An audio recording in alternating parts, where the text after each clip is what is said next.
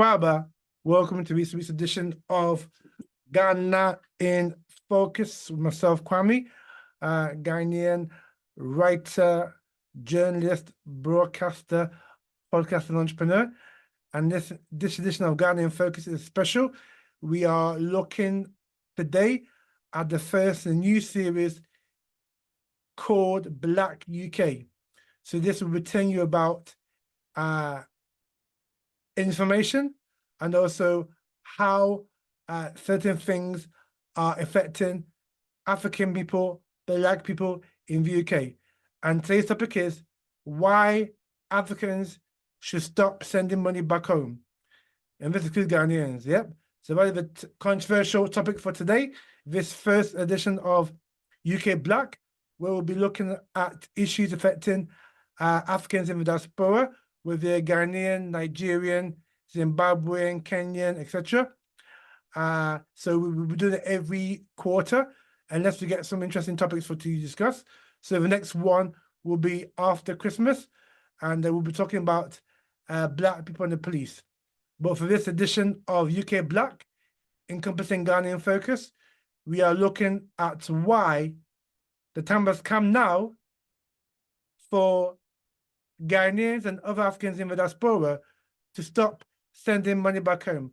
Controversial, but I'll tell you why. So before we get into the topic, just to let you know that if you like what you hear, please share to your friends, your family, social media networks, subscribe to Ghana African Focus on YouTube, hit the notification bell. YouTube will notify you every time we upload a new podcast. Similarly, subscribe to Ghana African Focus on Spotify. Look out for that on Spotify. Click the follow button, and Spotify will notify you each and every time we upload new podcasts.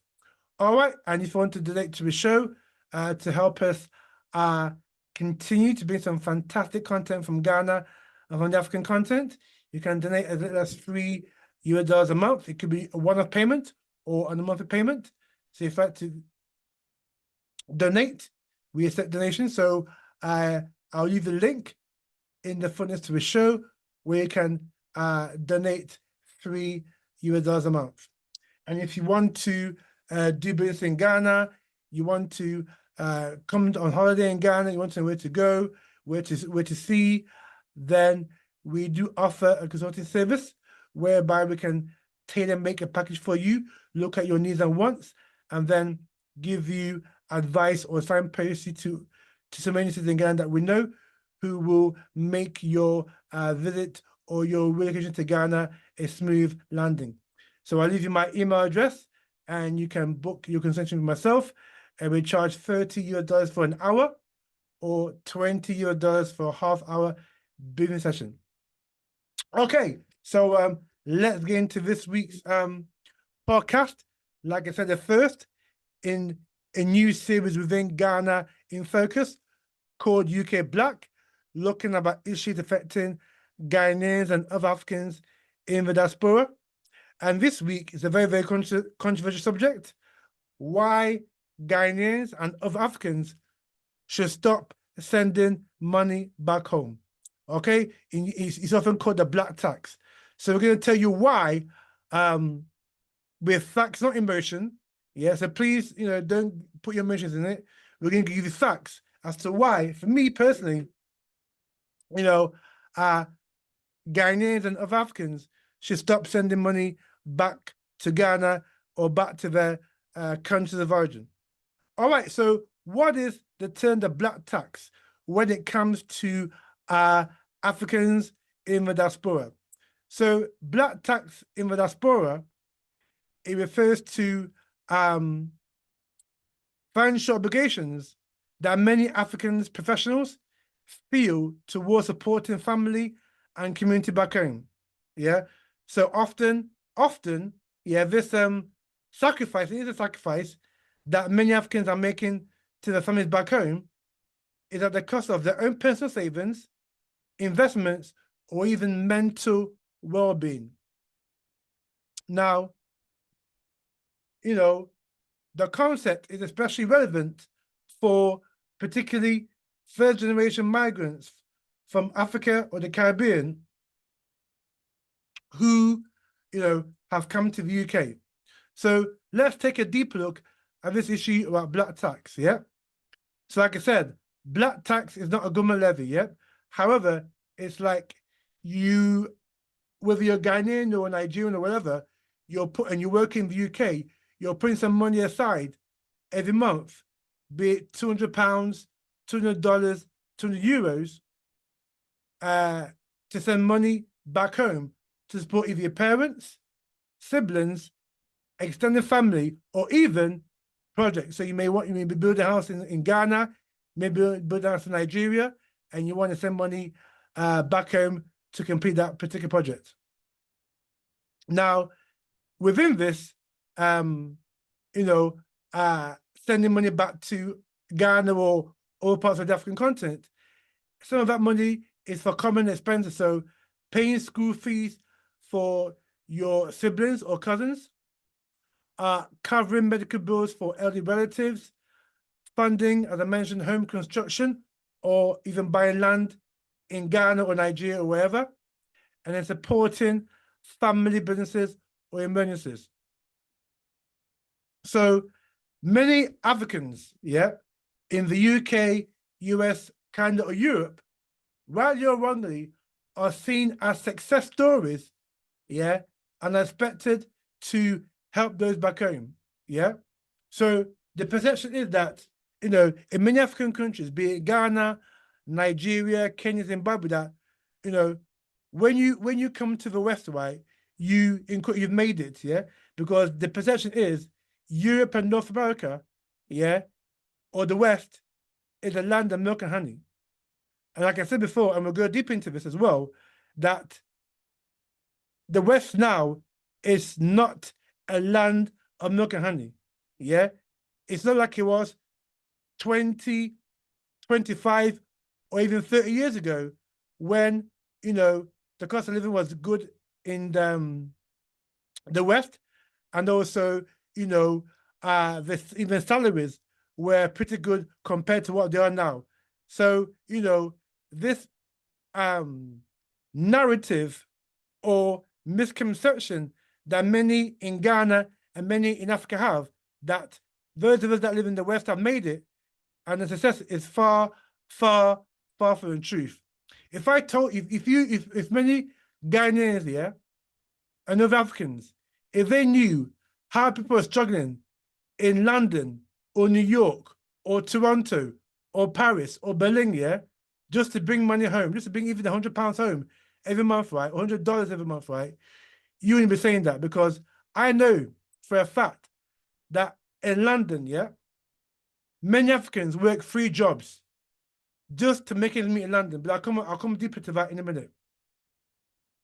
Also, there's a burden, So many of us Africans that live in the West, right, we have to juggle high living costs, right, in the UK or US or Canada, which I'll come on to later, with sending money back home to family, And there's also pressure to buy land and also get a property, because many Africans dream, of owning or building their own homes in Ghana or Africa, an African country, whereby when they get old, they can just retire and move into the house that they spent maybe 20 years to build, Now, this black tax of sending money home, it can also have an emotional, you could say, toll on many Africans, because, it leads to guilt if money's not sent home.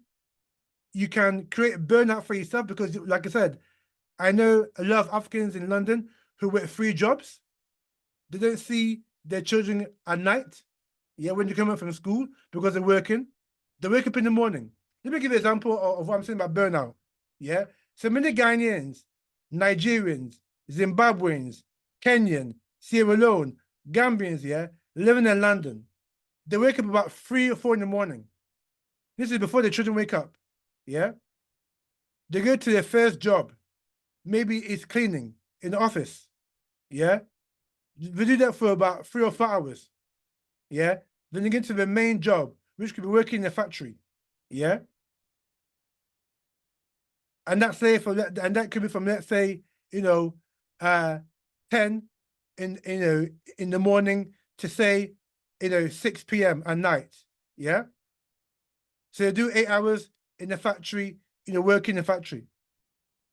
After that, they may do a couple of hours security, yeah, or do some more cleaning afterwards. So they may do some more cleaning between 8 and 10. So or between 7 and 10. So when they finish at 6, they've then got an hour to get from one part of London to another part of London and do the cleaning job for maybe from 7 to 10.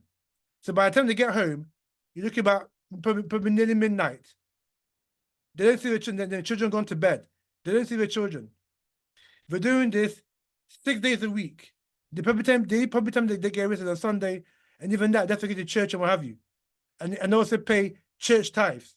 So if it's creating burnout with many Africans in London who feel some kind of emotion to send money back to their family, yeah, to their family or their siblings.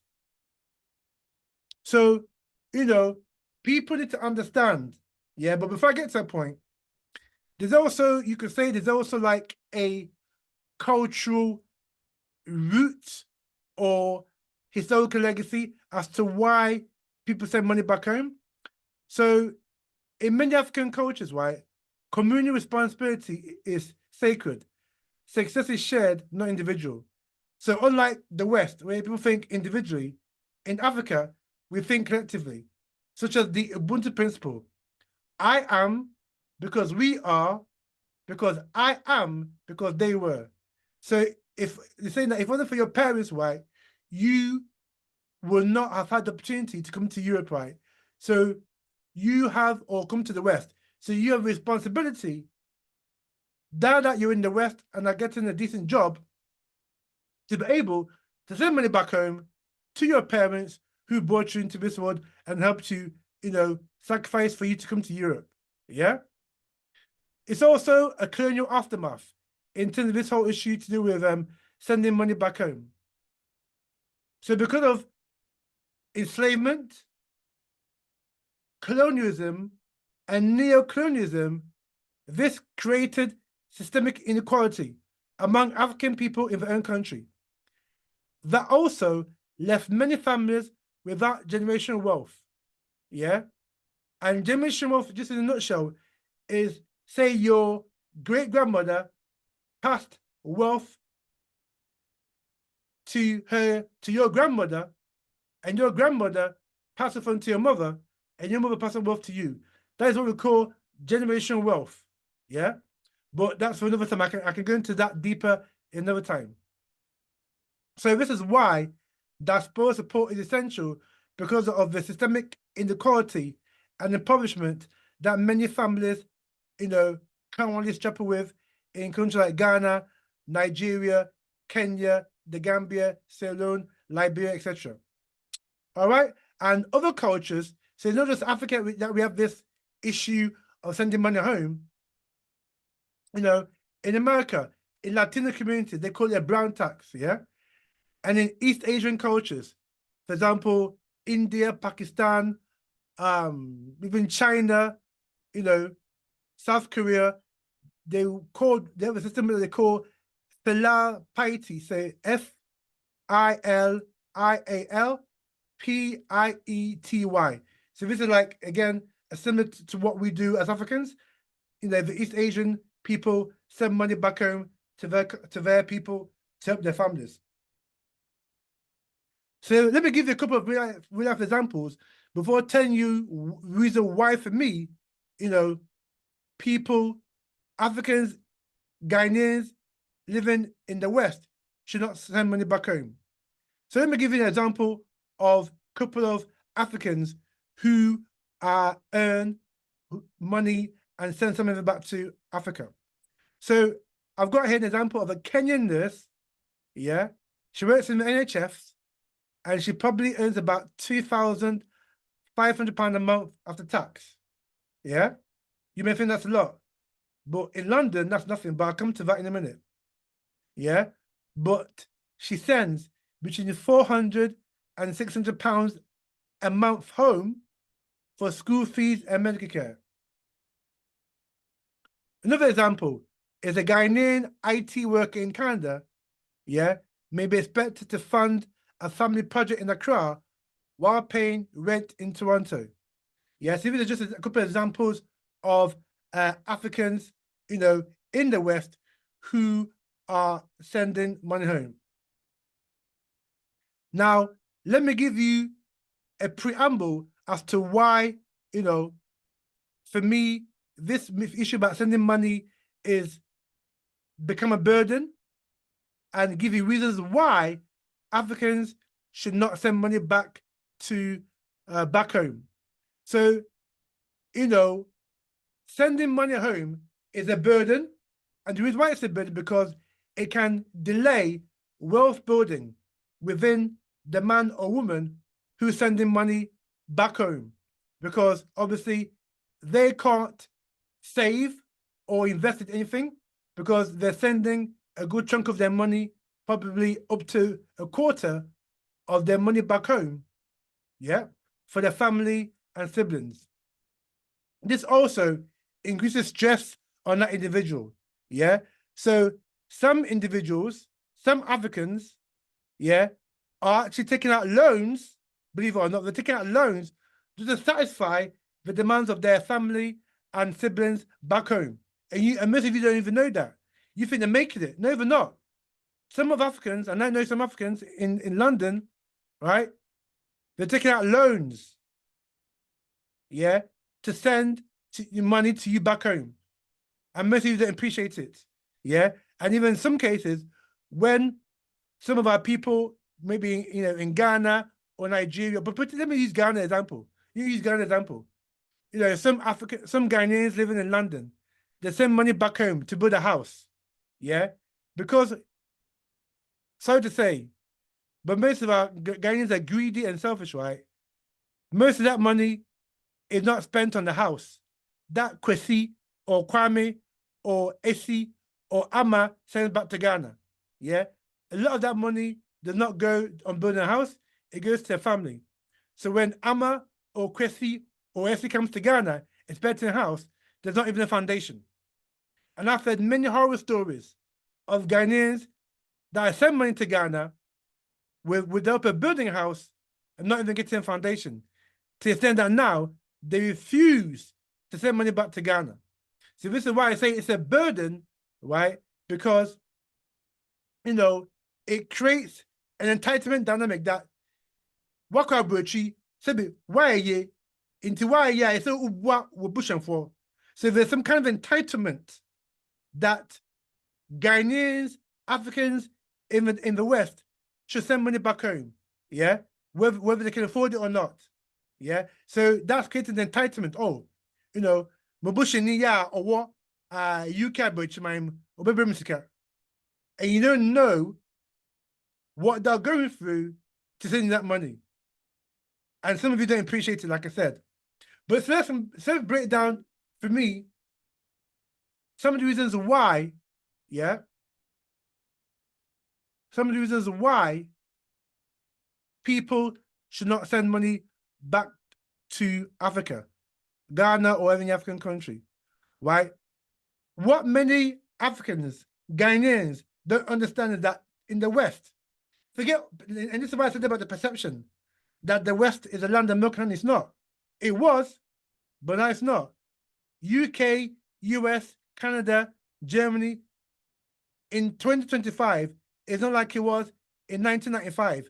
30 years ago, life was sweet in Germany, in UK, in US, in Canada. It was sweet.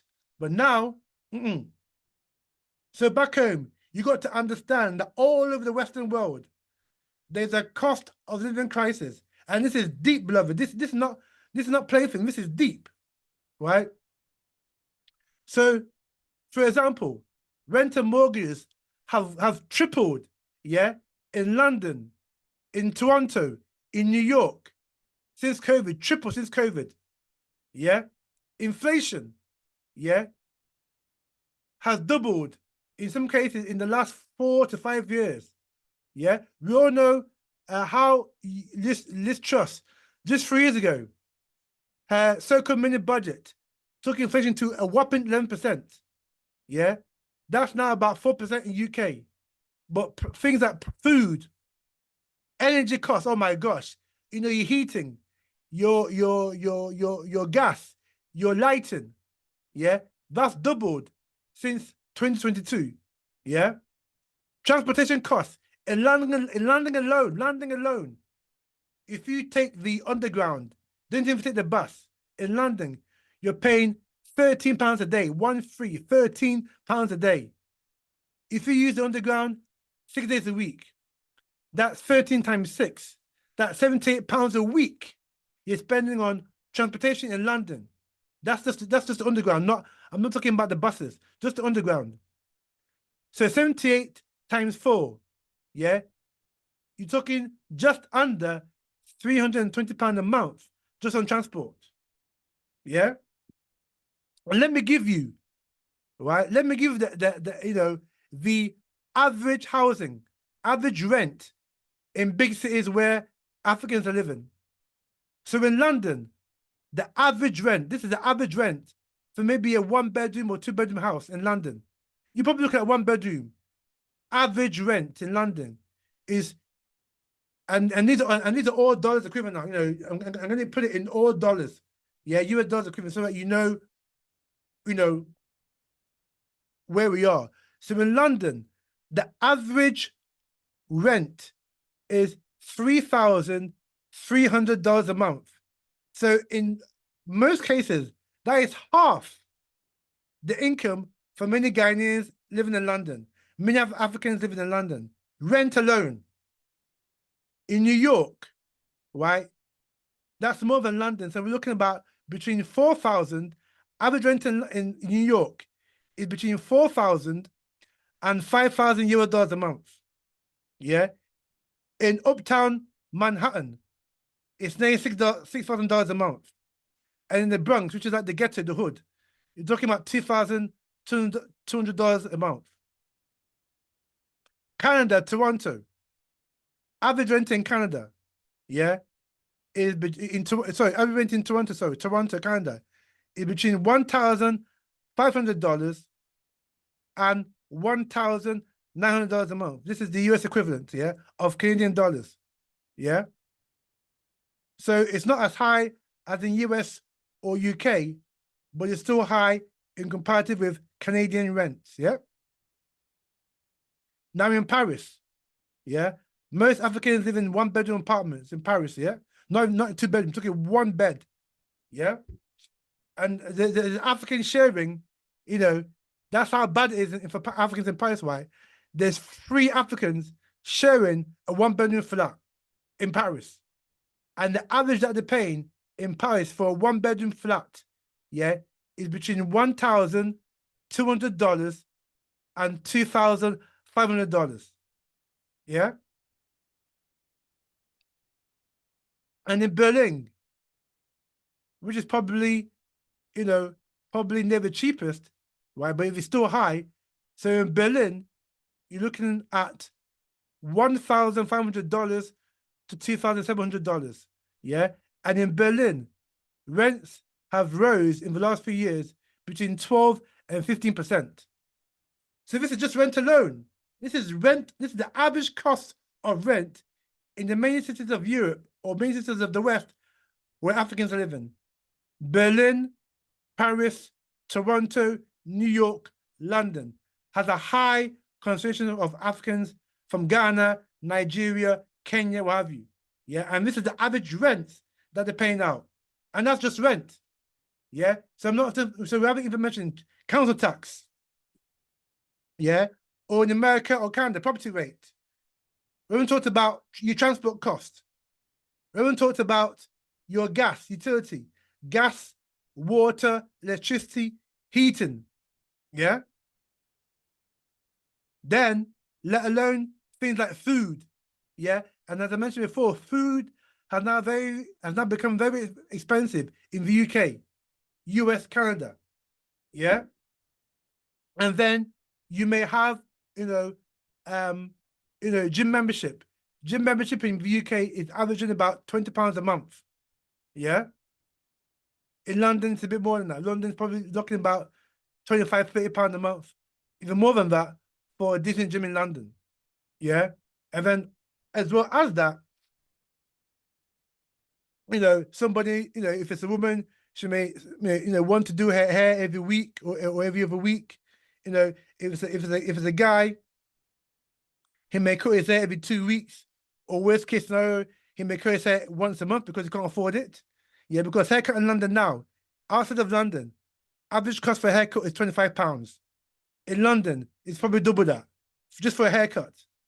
Yeah. The average braid in London, right, is about 200 quid for braiding your hair. Yeah. Outside London, it's about between 100 and 150 pounds just to braid your hair. Yeah. So what I'm saying is that the cost of living now in the West is very, very high. Even in London, if you make £100,000 a year in London, that's nothing. Because £100,000 a year, that's about roughly £8,200 a month before taxes. Yeah. And £100,000 a month, right? So £100,000 a year is nearly triple the average wage in UK. Average wage in UK is, so it's about double. Average wage in UK is about 42,000, and that's London and the Southeast, yeah? 42,000, that's the average wage in UK, 42,000. If you go outside of London, you're probably talking about between 35, 36, 37,000, yeah? The cost of living outside of London is not as bad as London, but it's still bad, yeah?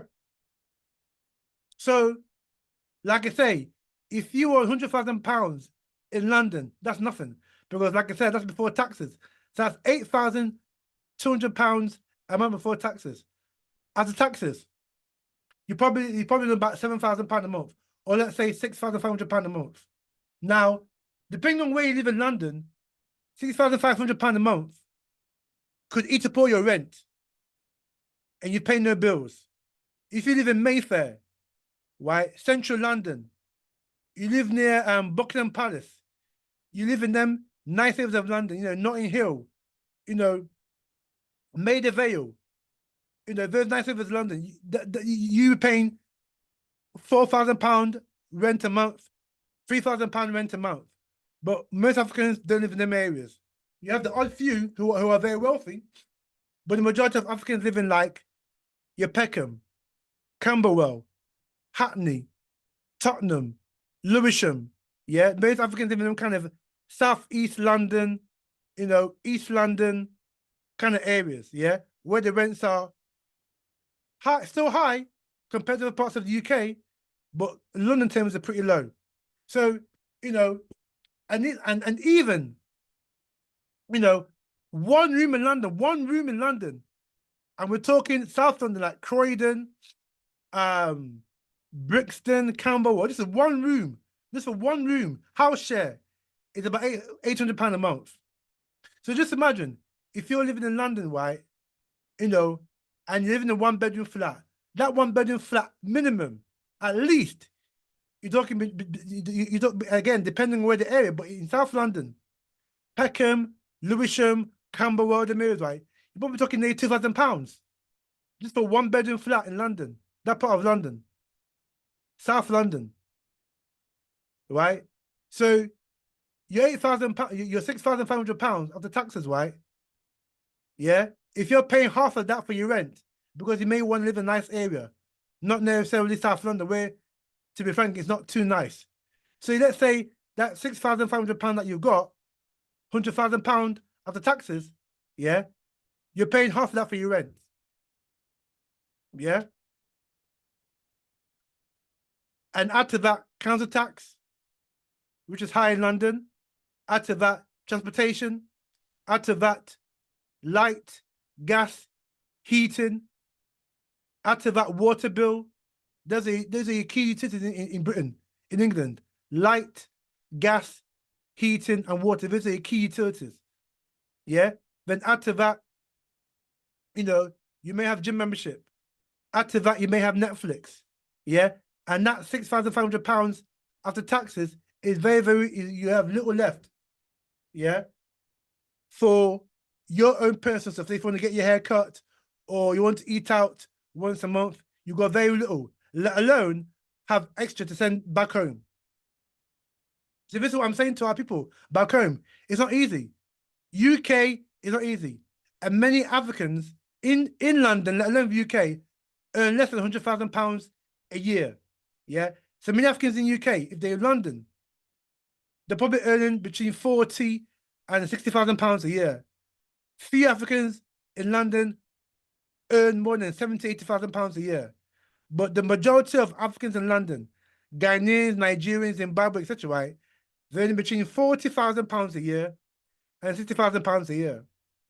So before taxes, that's between £3,000 a month and £5,000 a month. That's before taxes. After tax, yeah. So after tax, we're talking about. So somebody on £36,000 in London after tax, that's probably about 2,200 a month. That's nothing. That's nothing. That's nothing, beloved. That's nothing. That is rent alone. So that's why I say that person may have 3 jobs in London. If they're in £5,000 before taxes in London, yeah, after tax, that £5,000 is probably about 4,100. Yeah, quarter of that will go on rent. After that 4,100, maybe 1,008, 1,009, 2,000, 2,001 will go on rent. After that 5,100. Sorry, yeah. No, sorry, 5,000 before after taxes, right, is about 4,100. So after that 4,100, at least 1,819 will go on rent. Yeah. And we haven't talked about council tax, light, gas, heating, water, etc. And add to that, some Africans pay tithe to church. So we have to go to Seventh-day Adventist, Jehovah's Witness, Methodist, whatever you right, they'll pay a local tithe each month to a church. Yeah, that could be probably about £100 a month. Yeah, or £80 a month, i.e. £20 a week. So it's not easy. And like I said, our people in London are literally killing themselves, working 3 jobs just to send money back home, just to send even £100 back home, or $200 back home, or €150 back home. They're struggling, beloved. They're struggling. And so our people in Ghana, our people in Nigeria, in Kenya, in Zimbabwe, in Tanzania, in other African countries have got to understand that it's not easy living in Europe. Regardless of what your perception of the West may be, it is not easy living in Europe. And some people are struggling. Many people are struggling. Even white people are struggling in Europe, in UK.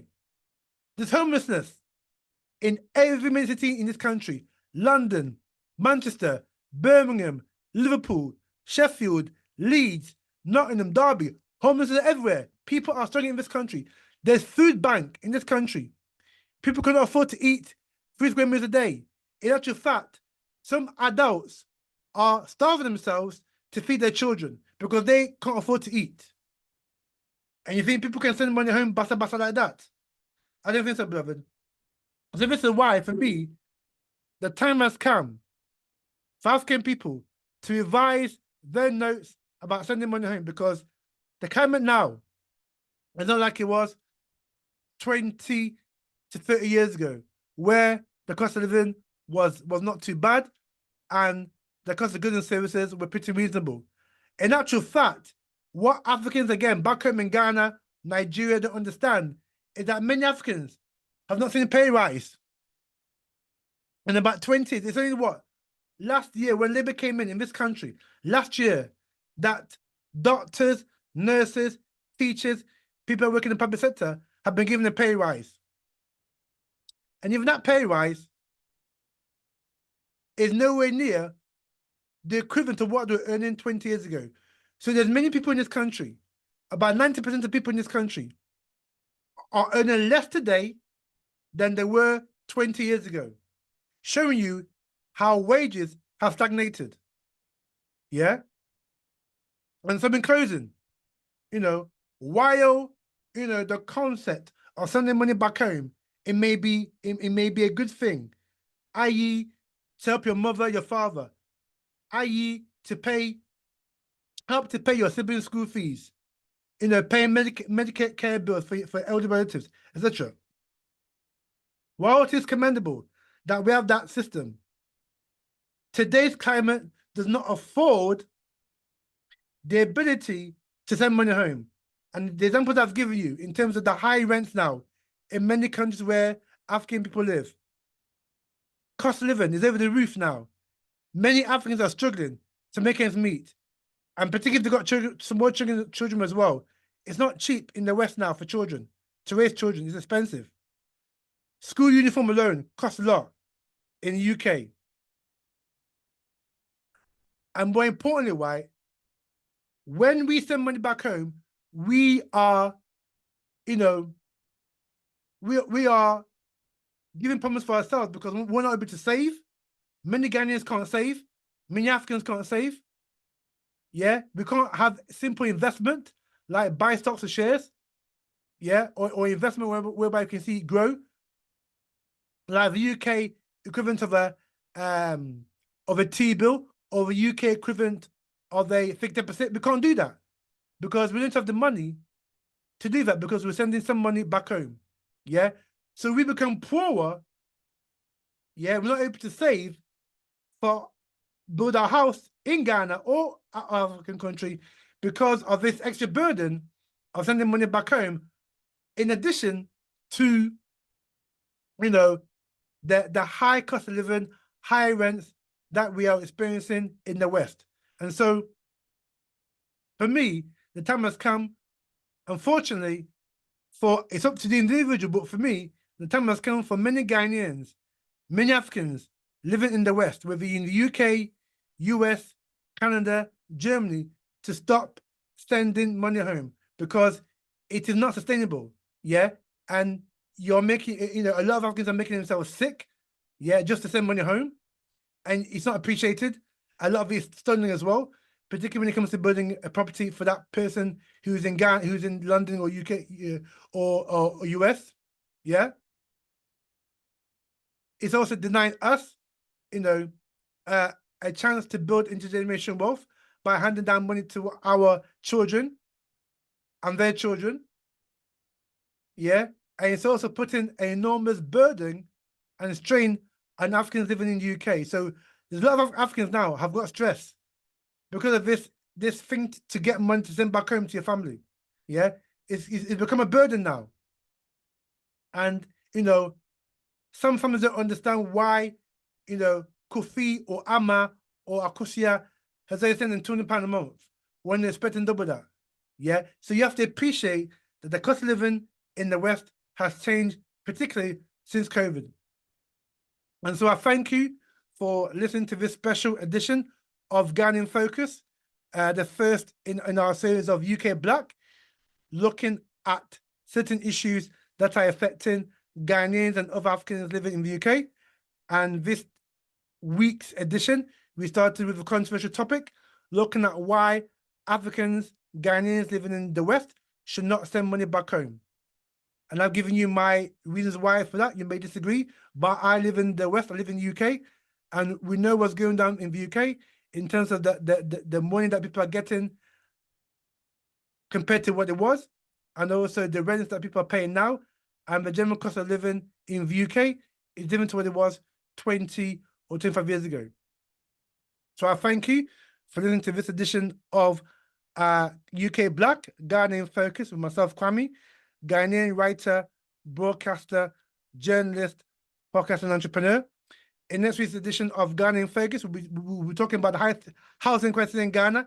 Yes, there's a massive housing crisis in Ghana right now. And if nothing's done about it, the major cities in Ghana, like Tema, Accra, Kumasi, are going to be basically unlivable. Yeah, because the infrastructure is not there to support masses and masses of people that are moving from the rural areas to the urban areas. So look out for that next week in Ghana in Focus, looking and examining and analysing housing crisis in Ghana. So for now, from myself, Kwame, and from all the crew here listening on Ghana in Focus, thank you very much for your time, and we'll see you next week for some more Ghana in Focus. Hope you've enjoyed this first edition of UK Black. Let us have your comments, and please comment in the comment section if you are on Spotify, on YouTube, and also drop me an email if you'd like to know about doing business in Ghana. So until next week, thank you for listening, and we'll see you next week.